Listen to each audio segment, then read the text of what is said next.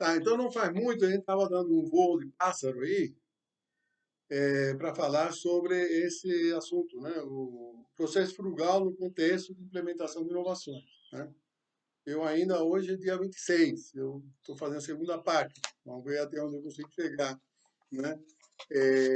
E agora vamos entrar em detalhes sobre os processos, sobre o conceito de frugalidade e tudo mais, né? Então, esse texto aqui está dividido assim: o que é um processo e como sua representação alimenta a inovação. Ou seja, representando, né, como é que nós chegamos à inovação a partir dessa representação.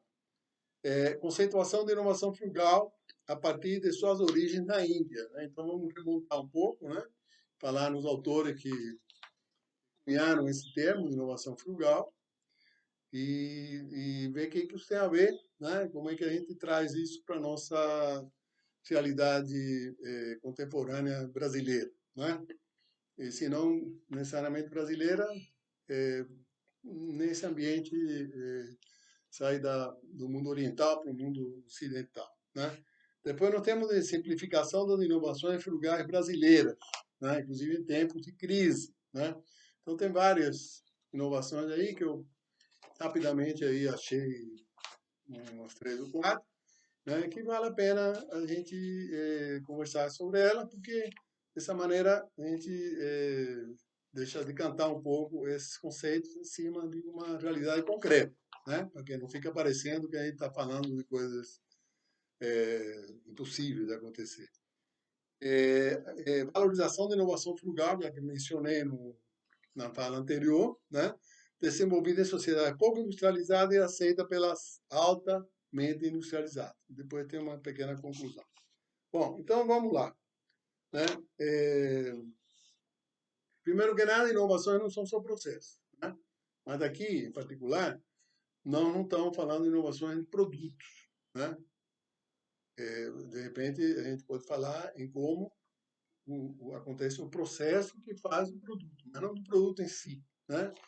O design do produto, se o produto mais elegante, mais chamativo, esse é um outro mundo, é um outro assunto, não é o que nós estamos tratando. Estamos tratando do processo a inovar o processo. Né? Então, por exemplo, se você fica doente, né? Você tem dúvida que talvez você tenha coronavírus, né? Então, nós montamos aqui um pequeno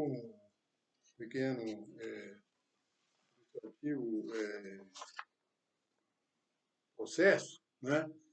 Que mostra o que nós faríamos, né? Qual seria a recomendação do que seria feito no caso da pessoa ter essa dúvida, né? De ter coronavírus. Aí tem os passos, né? Então, avaliar o sintoma. Alguém fala resfriado, não sei se coronavírus tem alguma coisa mais resfriado, mas enfim, ele tem a ver com afeta a via respiratória com certeza, né? Então, aqui vai desenvolvendo aqui o fluxo, tá? Da maneira que eu fiquei sabendo, né? Eu vi alguns fluxos que foram feitos aí, consultei pessoas que estão trabalhando com isso, né? E validei esse desenho que está aqui. Tá? Então, isso aqui é um desenho de um processo, né? Concreto que tem a ver com o que uma pessoa que se supõe doente deve fazer, né? É, muito bem. Então, a primeira coisa é essa questão do que seja um processo e sua representação, que alimenta a inovação e tal, é de que, quer dizer, se não vamos trabalhar com processo, não vamos estudar processo, a nossa organização tem que estar organizada dessa maneira. Né? Isso é um absurdo. Você está defendendo essa linha de trabalhar com processo, a organização trabalha é, baseada exclusivamente na estrutura hierárquica. Né? Tem três, a gente pode dizer que tem quatro componentes aí nas organizações, talvez tenha mais, mas mais significativos, seria a própria estrutura. Né? Quer dizer, se você tem uma atividade que está sendo desempenhada, para essa atividade ser desempenhada, né, por exemplo, a Polícia Federal, para ela ir prender eu uma vez conversei com um delegado da Polícia Federal e ele me falou que quando ele ia prender um político, por exemplo, ele não tinha problema, porque chegava lá e tomar um cafezinho e tal. Quando ia prender um marginal de tráfico de drogas, era recebido a bala, né? Então, ele tinha que se organizar de modo diferente para realizar a sua tarefa, né? Tá certo? Então, como é que seria essa organização, né? A gente falou, né? Na hierarquia, né? Veio um comando, faça tal coisa, né? É uma parte da história. Outra parte da história é o papel organizacional que cada um representa. Então, por exemplo, esse delegado que ia lá numa ação para capturar um marginal, né? Ele desempenha um papel dentro da organização, né? Esse papel envolve segredo, né? Da tática, de como é que ele vai fazer aquilo. Se ele ficar falando isso para todo mundo, de repente o bandido vai embora, né? E isso acontece, é por outra, né? Porque tem infiltração de informações e tal, né? Tá certo? Então, o papel que a pessoa representa, né? É um outro elemento importante. É, a tarefa, como é que essa tarefa é realizada? Né? Nós já vimos que ela pode ter que ser realizada de forma diferente, dependendo do objeto, né? Final da tarefa, o tipo de marginal que eles vão prender, né? A quantidade de metralhadora, o equipamento que eles vão ter que levar para fazer isso, ou então sistemas de escuta e etc., né? Então, descrever essa tarefa. Então, nós temos a hierarquia, né? O de comando, controle, né? Quem que tem o dinheiro, quem tem o recurso. Você não dá dinheiro para botar gasolina, com toda essa brincadeira, o carro não pode sair da Polícia Federal para ir lá realizar a sua tarefa, ou não vai poder pegar um avião para ir lá prender alguém, né? Então, a hierarquia tem a ver com quem controla o recurso, né, que vai ser utilizado na organização. Ah, o papel, né, que a pessoa representa, a tarefa, né, que ele realiza, né, ele e outros realizam junto com terceiros, né, e tem a tecnologia que vai ser incluída nessa brincadeira, né. Então, essa tecnologia pode ser, eu quero andar a cavalo, por exemplo, para chegar no destino, ou ainda helicóptero, né. Então, essa coisa toda, evidentemente, ela tem que ser é, casadas, né? Ajustadas, né? Mas, de qualquer maneira, o propósito é alcançar o resultado e ter foco no cliente, né? O cliente, no caso da Polícia Federal, que a gente estava falando, seria a sociedade, né? Certamente não é o marginal. A gente está querendo que esse pessoal tire esses marginais, afaste esses marginais, puna esses marginais aí depois da justiça, né? Caso a justiça consiga fazer isso, né? Para que diminua, né? Esse tipo de ofensa ao ambiente da sociedade, né? É, aí tem o foco no cliente, o cliente é a sociedade, né? A maneira de fazer isso requer que você faça um desenho, né? Você modela. Eu acabei de mostrar aqui um exemplo de modelar. A gente ia modelar, por exemplo, uma investigação, né? Investigação dessa natureza, pode ser representada assim, né? É, e a ideia é de fazer junto, né? Porque, eventualmente, tem várias... Em qualquer situação dessa, tem vários agentes envolvidos nisso, né? Então, por exemplo, no caso da Lava Jato, tinha a Polícia Federal e tinha o Ministério Público, né? E tinha outros, Receita Federal, vários, diversos, que a gente chamaria de stakeholders, né? Então, importantíssimo é que, ao desenhar um processo de como é que vai ser levada adiante a ação, não a ação de prender a pessoa, mas a ação de realizar, efetivar essa, com sucesso, né, essa atividade como um todo, né, você reúna esses vários elementos, né, que inclusive às vezes são de organizações diferentes, né, a Receita Federal é da área da economia, né, o Ministério Público é um órgão que tem uma dimensão mais externa, né, ao funcionamento do restante do Poder Executivo, né, que não faz parte do Poder Executivo em si, né, ele é um elemento, um agente, inclusive, que tem a voz do povo, né, para defender o povo, inclusive, né, dessa perspectiva. Então, você pega esses vários agentes e reúne para planejar, entre outras coisas, né, o que vai ser feito depois até cada um fazer uma parte desse todo, né? E aí, que tal de fazer junto, né? Que o professor William Dalton explicou que isso é às vezes é mais importante até do que prender o bandido, né? Porque você prende um bandido, mas fazendo junto, você cria uma sinergia capaz de prender muitos outros bandidos, além disso, né? Então, depois nós vamos botar outros exemplos, que não seja esse, Polícia Federal. Estou falando Polícia Federal porque está na manchete aí, de ontem, anteontem e tal. Né? Tá? Então, sobre processos, teria muito mais a se falar, né? Mas me parece que isso seria assim, um mínimo, né? Que a gente poderia falar. Evidentemente, você vai representar um processo, como esse que eu representei aqui, utilizei um software chamado Visage. Ele segue uma série de padrões básicos aí, de BPM, de convenções, inclusive internacionais.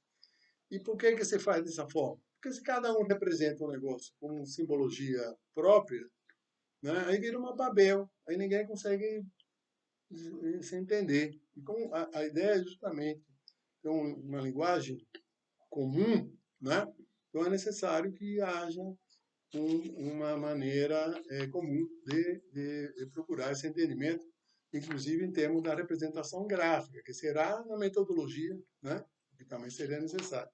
Bom, um outro assunto é a inovação frugal propriamente dita. Né? Então, nós já mencionamos aí, acho que na fala anterior, o Benjamin Franklin, né? Não sei se você se lembra, né? Mas em 1726 ele já deu uma explicação do que fosse inovação frugal. Então, você dá uma procurada lá, Benjamin Franklin procura lá os 13 princípios que ele estabelecia, e como um deles tem a ver com frugalidade, então o que ele fala lá, né? Seria, se fosse interessante. Mas vamos transportar do século XVIII para o século XXI, né? Mais especificamente para 2012.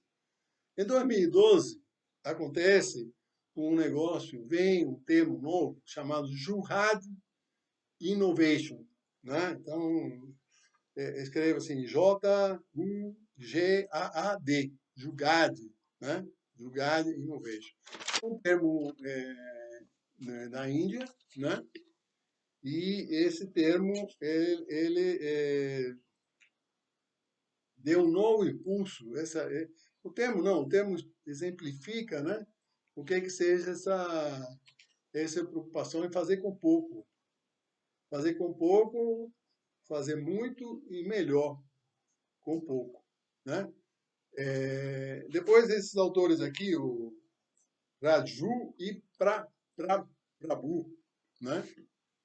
Você vê que os caras, né, são indianos, os dois. Né? Em 2015, eles publicaram esse livro que eu falei na fase anterior, que é Frugal Innovation, né? Que eu andei tentando ler e é cheio de exemplos, né? A conversa deles é toda em cima de exemplo. Não é papo furado, não. Só que a gente nota que no Brasil existe uma certa resistência, talvez, eu diria, porque uma pessoa que eu tenho conversado sobre esse assunto, a essas maneiras mais simples de se fazer as coisas. Né? Todo mundo gosta de fazer um negócio sofisticado, né? A imagem dos Estados Unidos, tal, né? Então, isso aí é um negócio que eu sinto que a gente tem que dar uma sacudida aí para abrir um pouco o pensamento e dar uma olhada nesses autores que tratam dessa proposta de inovação frugal, né? Para facilitar essa aproximação no Brasil, eu vou usar um termo aqui que, que eu li, aprendi, inclusive, porque eu não usava esse texto do Ali Gomes, né, que é um rapaz de 30 e poucos anos, né, fez um sucesso enorme com esse tal de Easy Taxi, né, foi a mais de 37 países aí para vender essa solução, que é uma solução semelhante ao Uber, né, não é tão sofisticada quanto, mas aconteceu mais ou menos na mesma época que o Uber começou, né? E hoje eu não chamo mais de táxi, foi comprado por uma outra empresa, né? E ele inclusive tem um outro negócio, ele vendeu isso, ficou milionário, etc. Bom, de qualquer maneira isso levou a que a gente lesse o livro dele, né? Esse sucesso que ele teve. E lá no livro dele ele faz menção de um conceito que vem aqui tem as bibliografias todas aí, o cara chamado Ries, né? Que é o conceito do MVP, né? Que seria o produto mínimo viável, né? Então, esse conceito, né, que a gente eu particularmente aprendi em 2017, né? Talvez já existisse quando eu estudei isso, né? Não existia, mas existisse há mais tempo, não sei quanto tempo tem aqui, depois podemos ver aqui no BIS, né? A referência dele está aqui, né? Tem a bibliografia dele também. Tá, então, o que seria esse produto mínimo viável, né? Então, veja, e como é que a frugalidade se associa com esse conceito de produto mínimo viável? É que se você quer levar uma inovação adiante, e agora hoje em dia com essa maneira organizacional de criar essas pequenas organizações, chamadas startups, né, que elas vão fazer uma coisa simples, né, que tem uma perspectiva de grande utilização, né, com baixo investimento. Então, olha aí, a frugalidade aí presente nas startups, né? Então, seria necessário ter como propósito alcançar um produto mínimo viável, né? Então, para ter um produto mínimo viável, a gente tem que se despojar um pouco do que a gente está enxergando especificamente no produto e ver um pouco através do produto e enxergar um pouco além. É como se você olhasse uma bicicleta, em vez de você ver apenas um equipamento que permite se movimentar em cima de duas rodas, você visse ali uma máquina, por exemplo, de fazer exercício, né, de dar uma possibilidade da pessoa, né, principalmente nessa época do coronavírus, você não pode sentar do lado de outra pessoa, né? Uma época da pessoa se extravasar, né? De passear, de abrir a cabeça, né? Então, repara a diferença de ser uma bicicleta com duas rodas ou então um objeto que permite exercitar. Ora, quando nós fazemos essa mudança de perspectiva, a coisa se altera bastante, né, em termos do que nós realmente queremos fazer, né? Porque nós não vamos ficar presos à bicicleta. Vai chegar um momento que, de repente, a bicicleta não resolve essa questão de fazer exercício. Tem um outro produto, né, que permite fazer isso melhor, mais barato, com mais eficiência, né? E aí o nosso negócio se movimenta e o termo que eles usam é pivotar, ele pivota para esse outro tipo de solução, né? Solução essa que atende à mesma visão de fazer exercício, tá entendido? Bom, então, a gente está falando de formular a visão, de como é que isso é importante, tá? Aí, assim, em termos de exemplo, né? Aqui tem um exemplo, aqui é uma barbada de exemplo para a gente entender esse negócio. O pessoal da Start C, né? Essa Start C é uma empresa que existe, acho que tem em São Paulo, mas acho que a base deles lá nos Estados Unidos.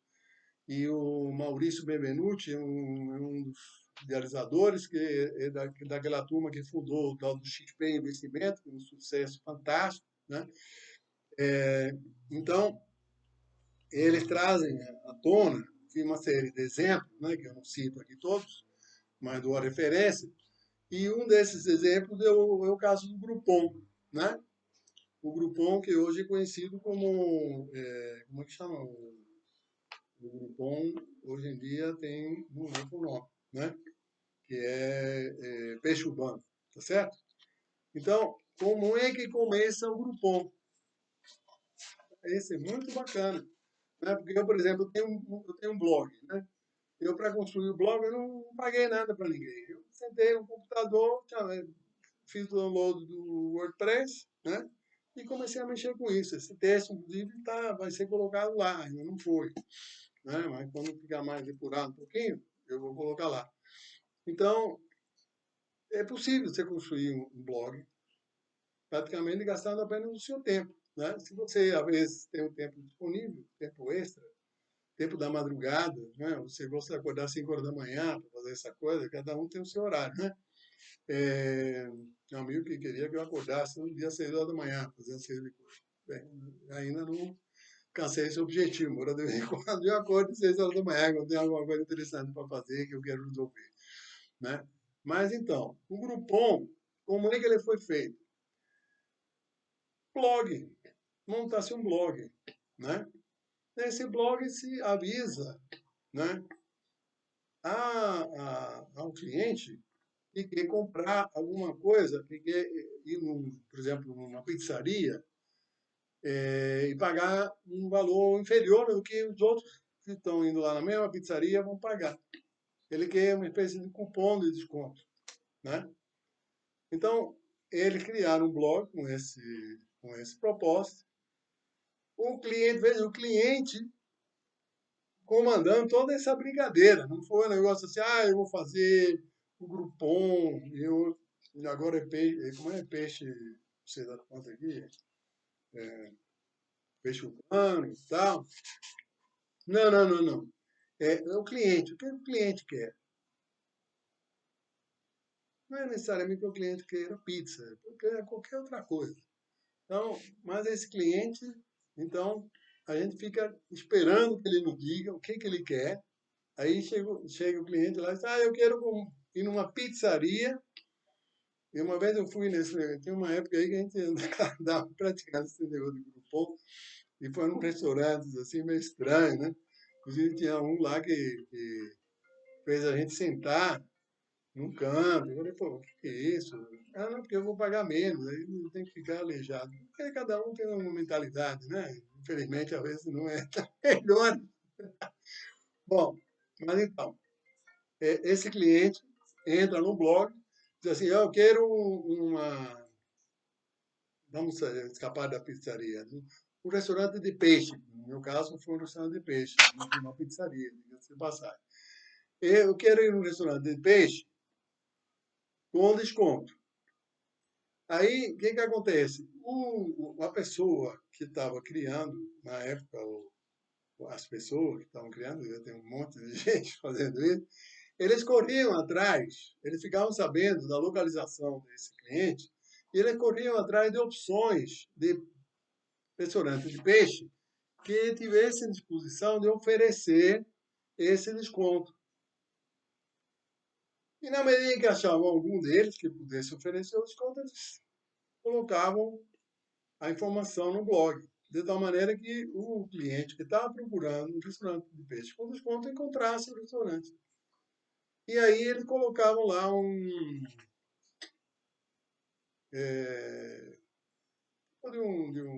cupom, né? Impresso assim, em imagem, né? Uma imagem, para que o cliente imprimisse esse negócio e fosse lá no restaurante, por isso que tem que telefonar para reservar, não sei bem como é que é, mas do jeito que fosse, né? Entendeu? Então, cadê a tecnologia? Cadê o investimento mínimo para tudo isso? Né? É claro que na medida que esse negócio foi crescendo, né, a coisa foi se modificando, a tecnologia foi ficando mais cara, inclusive, né? Mas daí ele já tinha o dinheiro entrando também para pagar essa tecnologia mais cara. Não é fazer aquele super investimento e aí se não dá certo, você perde tudo. Né? Não, aí perde, se não dá certo, se não dá certo também, você perde menos, correto? Então, essa lógica do frugal tem a ver também com construir, arregaçar nas mangas. Né? Você mesmo, você e seus dois ou três colegas aí que estão querendo fazer a coisa. Diferente do que o sujeito, eu tenho dinheiro, vou investir, vou contratar não sei quem, fazer não sei o quê, vou fazer não sei o que lá. E depois, né, perdeu o dinheiro que tinha. Né? Tá? Então, está aí o exemplo do que seria um produto mínimo viável, que não podemos assim, aproximar dessa solução do Jugad, né? Que é pegar alguma coisa, gastar o menos possível, fazer o melhor possível, na maior quantidade possível. Né? Então, no caso do blog, esse tipo de sistema oferecer para o número infinito de pessoas, né? De que você tenha possibilidade de atender em várias cidades ou em vários países, por que não? Né? Esse caso do Taligon, por exemplo, com 37 cidades, o cara andou por aí para vender essa solução para o sistema Visitax. Né? Ele começou com uma ideia apenas de que ele estava numa chuva, ele estava achando ruim, porque não conseguia táxi e tal, e como resolver isso aí, a partir daí, né, ele foi nesses encontros de startups e tal, aí se meteu nesse negócio e botou, vendeu o carro dele, né, investiu o dinheiro dele, desenvolveu o software, começou o trabalho e teve um bruto no sistema. Né? Bom, o conceito do frugal tem vários subconceitos embutidos. Né? Um deles é sustentabilidade. Né? O outro é ecossistema. Né? Essa sustentabilidade, assim, a melhor definição de sustentabilidade que eu já ouvi até hoje é que você se preocupe com o que vai acontecer amanhã com seus filhos, né? Com os que ficam. Você vai, alguém fica. Então, como é que vai ficar esse mundo quando você não estiver mais aqui? Vai ser melhor ou vai ser pior em função do que você fizer hoje? Então, sustentabilidade tem a ver com isso. Né? Então, pensa por aí, né? Não precisa dar muita volta do problema. Né? É muito simples. Se eu vou fazer alguma coisa hoje, né, que vai destruir de uma maneira significativa, né, o meio ambiente, a natureza, né, a maneira de funcionar das pessoas, né, porque às vezes tem lugares, ambientes que perturbam a maneira de funcionar das pessoas, e daí para frente tudo se atrapalha, né, tudo fica mais difícil, né. Então, para mim, sustentabilidade é isso, né. Evidentemente, o que não é sustentável? Sustentável não é sustentável quando você gasta mais do que você ganha. Então, é uma demonstração evidente. Só que, às vezes, você gasta mais do que você ganha, né? Como, por exemplo, a Amazon ficou um negativo, não sei, Amazon.com ficou um negativo não sei quanto tempo. Né? Mas eles, isso é um negócio de outra dimensão. Não, mas eles tinham que, alguém estava bancando essa diferença, né? Sabendo que ia chegar um momento que eles iam ter um domínio tal do mercado, e aí a situação ia inverter. Eles iam ganhar mais do que gastaram, do que gastam, como é o que está acontecendo hoje. Tá? Então, é necessário entender bem esse conceito de gastar de acordo com o que tem. Então, tem algumas situações em que a coisa funciona de outra forma, né? Desde que tenha quem banque. Não tem quem banca, não adianta nada querer fazer um negócio desse. O outro conceito é esse de ecossistema. Né? Às vezes o cara fala ecossistema e tal, aí todo mundo fica pensando, pô, que coisa complicada, né? Eu não sei. Pensa aí, se alguém perguntar para você o que é um ecossistema, como é que você simplificaria? Como é que você tentaria conceituar isso, né? Dá um minutinho aí, você já deve ter uma solução, né? Bom, então talvez eu vou me repetir um pouco acima da solução que você já tem, mas eu diria o seguinte: ecossistema é o entendimento de que não estamos num todo, né? Não estamos no. O pessoal fala que tem que estar no mesmo barco, né? Nem sempre está no mesmo barco, né? Tem pessoas que estão na. ocupam um lugar mais confortável no banco, né? Tá certo? Tem outros que ocupam lugares menos, não tem tanto ar, não é tão bonito, né? Então, o senhor está no mesmo barco é meio problemático, né? Mas, certamente, nós habitávamos o mesmo mundo. Isso aí, nem tem dúvida, né? E é importante entender que se você joga alguma coisa no lixo, que não precisaria ser jogada no lixo, que poderia ser reaproveitada, né, você está interferindo nesse todo, né? Certo? Então, o que se quer é que quando você age de alguma forma, num sentido ou no outro, você está levando em conta o que vai acontecer depois. Não é tanto no futuro aí, que seria a questão da sustentabilidade, mas assim, na dinâmica contínua do momento, do que você faz, quais são as implicações, né? Então, por exemplo, fabricação de automóvel hoje em dia, todas as peças que são classificadas dentro do automóvel, eles têm um destino. Quando o automóvel para de ser usado, vai se fazer alguma coisa com cada uma dessas peças, né? E que seja razoável para a própria natureza, né?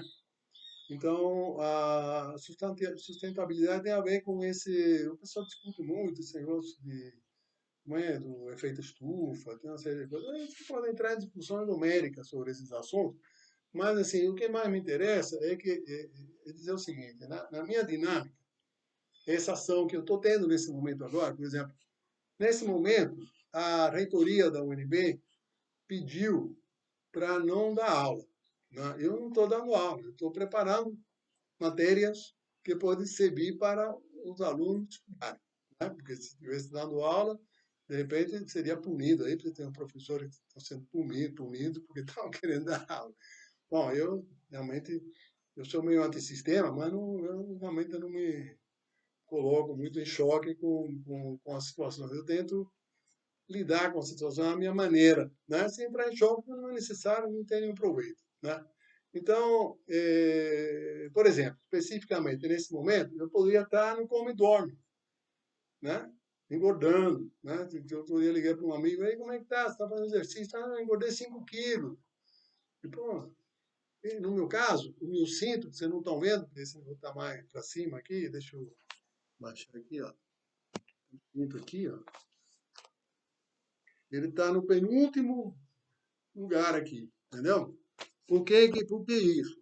Pela rotina alimentar que eu tenho, pela rotina de exercício que eu tenho, o que eu faço, etc. Tá? Então, isso é uma decisão minha. E quando eu faço alguma coisa em meu benefício, você lembra o Benjamin Franklin falava? Em meu benefício ou em benefício do outro, né, ou em benefício dos dois, né, eu acho que eu estou trabalhando a favor desse conceito do ecossistema. Né?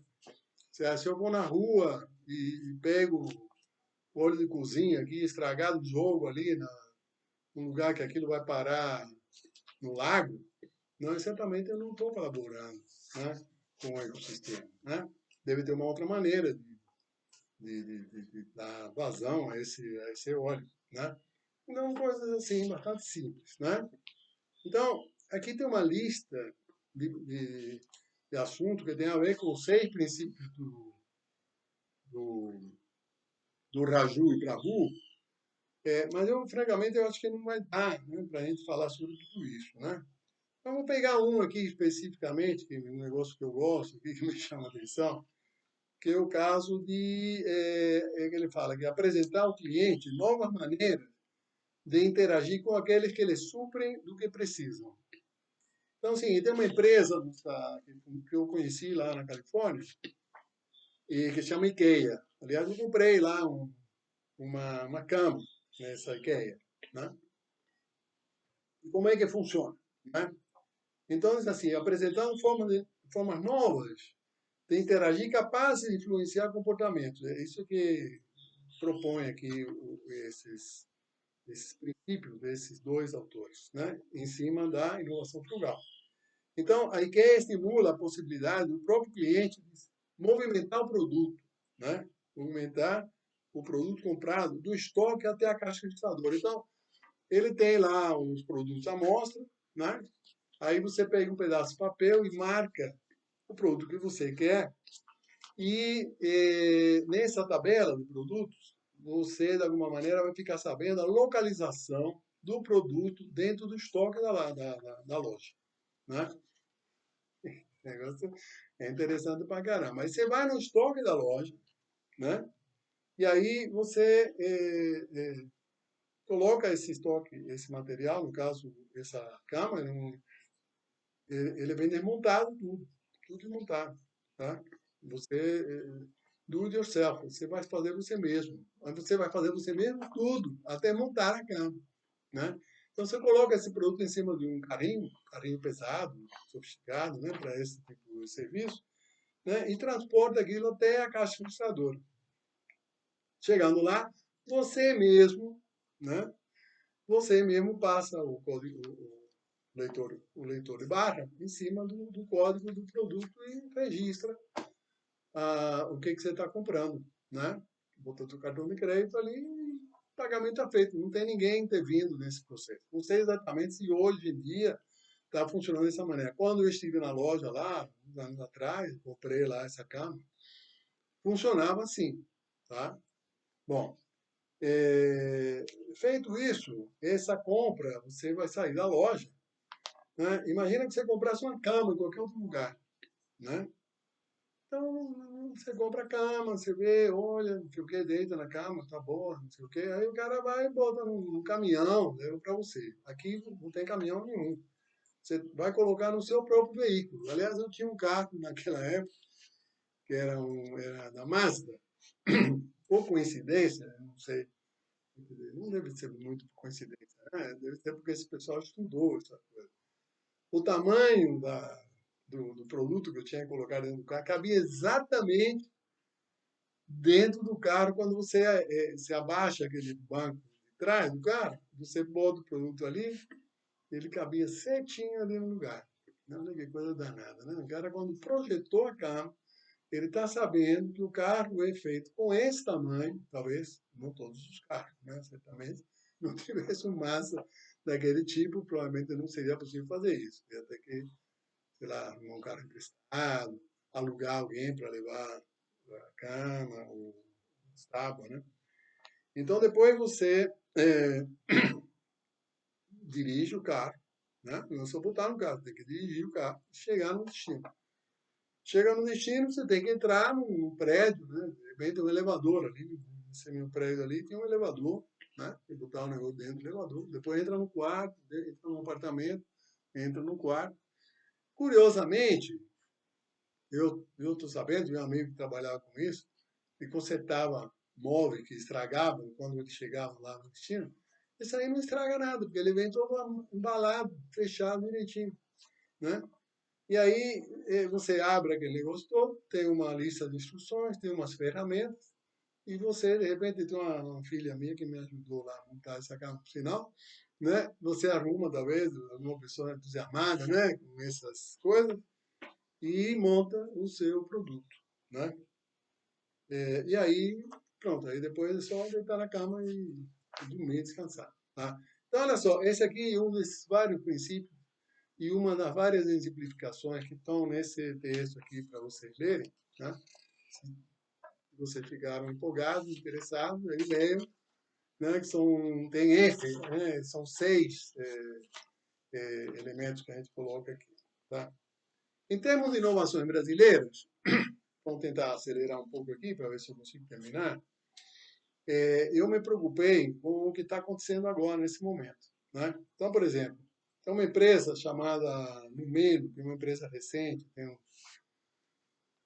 acho que tem uns 3 anos, mais ou menos, de existência, né? E essa empresa, o que ela fazia é que ela vendia Esses artigos de necessidade, né? Como, por exemplo, carregador de celular, né? Então, a pessoa está num táxi, né? E ele quer usar o telefone e não consegue falar porque não está tá descarregado, né? Ah, se esse táxi estivesse vendendo um carregador de celular, você não compraria? Né? Dependendo do tipo de carregador, pode ser um que tenha que conectar aí no tomada, né? Vamos supor que seja alguma coisa que dê para usar no táxi. Você compraria, né? Então, o que essa empresa fez? Eles perceberam quais eram... Aliás, o dono tinha esse problema, falar no telefone, por aí começou a história comprida, né? Mas começa por aí. E aí, eles colocaram, fizeram um acordo com essa empresa 99, né? Você deve conhecer, né? Dá serviço de táxi, principalmente em São Paulo, aqui em Brasília, né? Em São Paulo sei que tem 99 é o doidado. E aí a empresa passou a ser um ponto de venda. Olha, bacana, né? A capilaridade de um negócio desse, né? Não sei quantos veículos essa empresa tem, mas centenas de veículos, né? Você tem o seu produto sendo vendido centenas de... Uma hora que a pessoa não tem nada para fazer, né? Inclusive tinha doces também para a pessoa engordar, né? No caminho, né? Uma coisa que eles vendiam nesse negócio. Mas o que que aconteceu? Com a tal da quarentena, né? O pessoal não sai de casa. Não anda em 99, não anda de jeito nenhum, não vai a lugar nenhum. E fica em casa. Então, o que acontece? Eles não conseguem mais vender o produto. Você faria no caso desse, né? Se fosse um empresário, né? Vai de férias? Não tem para onde ir de férias, não pode viajar. Entendeu? Então, o que eles fizeram? Né? Eles, eles falaram, peraí, se a pessoa não está saindo de casa, e se elas moram em um condomínio, por que não vamos vender esses produtos que não vendíamos no táxi? Talvez outros produtos mais apropriados para uma pessoa que está em casa, como produtos de higiene, de limpeza, alimentícios, etc., no próprio condomínio, né? Aí, então, eles bolaram essa... Eles pivotaram, né? Pivotaram, que é o nome que eles usam, né? Essa solução, mantendo a visão, olha a visão qual é? A visão é oferecer é, artigos, produtos de necessidade básica para um cliente. Agora, nessa visão, você não fica amarrado a fazer isso no táxi, você pode fazer isso no condomínio. E essa flexibilidade de enxergar a maneira de fazer o negócio que é o segredo do sucesso. Então, aqui, ó, aqui eu desenvolvi um pequeno desenho também, para vocês entenderem para que serve fazer processo, né? Demonstrando o funcionamento desse nomeno dentro de um condomínio, né? Que eu achei um obra do Colombo tremendo esse negócio, né? Bom para todo mundo, bom para o cara que mora no condomínio, bom para o síndico, o pessoal lá que de repente ele tem um benefício, né? Prestando esse serviço, né? E bom para a empresa que continua funcionando, e bom para o pessoal que fornece os produtos, né? Porque ele tem a quem vender. Olha só que coisa bacana, né? Como isso, tem N soluções aqui, né? Que estão sendo utilizadas. Né? Um outro exemplo também, rapidamente, seria o dessa Karen, Karen Shekia, né? Que é uma cozinheira, né? Que vendia, poderia vender, continuará vendendo quando a quarentena passar, alimento para buffet, né? Só que buffet, hoje em dia, ninguém sai de casa, não vai no buffet, vai vender para quem, né? Então, o que que ela fez? Ela, de alguma maneira, simplificou um pouco o seu negócio e passou a vender umas quentinhas sofisticadas, né? Porque o buffet era um troço bacana, para os vizinhos dela, no seu próprio prédio, sem ter que sair de casa, sem ter que contratar ninguém, usando a sua própria cozinha. Né? Então, isso aí, só para mostrar assim, que tem zilhões de soluções, né, para você enfrentar os desafios que existem no momento. Uma outra empresa também importante, tal de Flapper, né? É uma empresa que ele faz? Ela, ela mexe com voos fretados por grupo, voos fretados por grupo e carga, agora. Mas antes ela fazia esses voos fretados para passeio, para ir na praia, na montanha, em outros países, na Itália, né? Antes de ter todo aquele desastre na Espanha, tá? Né? Como isso tudo se caiu, as empresas convencionais não estão funcionando, estão todas aí com a corda no pescoço, né?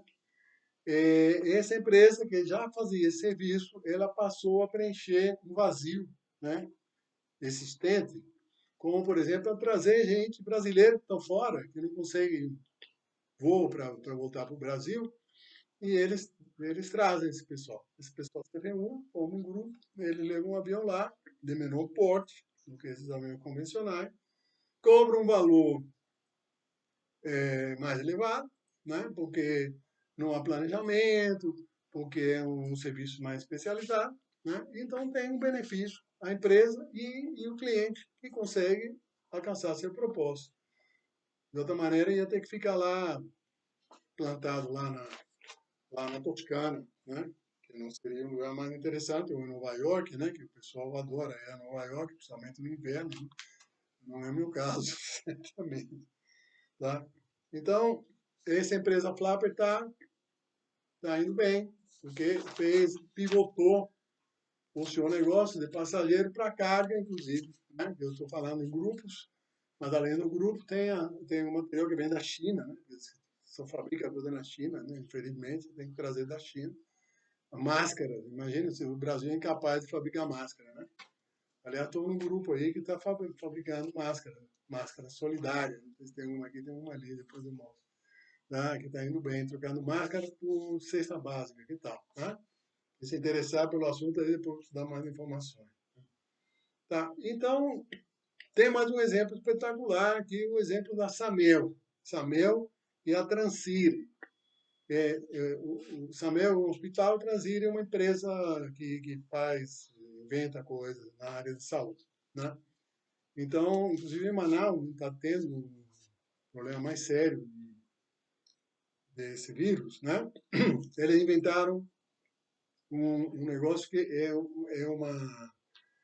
um produto que eles chamam de cápsula vanesa, porque era a pessoa que experimentou essa cápsula pela primeira vez. É uma cápsula que a pessoa fica dentro como se fosse uma bolha, né? Daqui da cintura para cima, e eventualmente reduz o tempo de internação, evita da pessoa ser entubada, tem uma série de vantagens. Né? Eles desenvolveram esse negócio. Inclusive, reduziram, parece que diz aqui, de 21 para 4,9 dias, né, na média lá, na pesquisa que eles fizeram, o tempo de internação dessa empresa. Além do mais, eles colocaram para a prefeitura lá de Manaus uma série desses produtos de graça, doaram produtos desse tipo, e colocaram toda a informação de como fabricar esses produtos. Inclusive, eu forneci para um colega meu que está atualmente atuando lá na emergência do hospital de base, né? E ele começou a pesquisar, estava aguardando ainda a autorização do Ministério da Saúde, né, para poder trazer essa inovação para dentro do hospital de base, né? Então, é, então tá aí, assim, tem uma série de explicações aqui mais compridas, né? E eu realmente acho que vou pular, tá? A questão da valorização da inovação cultural, já falei no anterior, e eu acho que a gente pode ir encerrando por aqui. Tem 49 minutos, um negócio longo pra caramba, né? Mas, de fato, o meu sonho, né, seria ver como o Brasil como conseguisse adotar esse tipo de soluções da inovação cultural. Por exemplo, lá na Índia, né, eles conseguem fazer catarata por um custo assim infinitamente mínimo comparado com o que custa isso fazer nos Estados Unidos, será no Brasil, né? onde tudo é mais caro ainda. Mas eu andei perguntando de um médico, do outro, se eles conheciam e tal. Ninguém me falou nada, né? Então, um belo dia, essas ideias que demoram um pouco para acontecer, pode ser que aconteça. De repente, você pode ser um dos que possa ajudar para que essas ideias aconteçam, conversando sobre isso, trocando em miúdo, né, o que está dito aqui, explicando de uma maneira melhor do que a que eu expliquei, tá? Então, muito obrigado.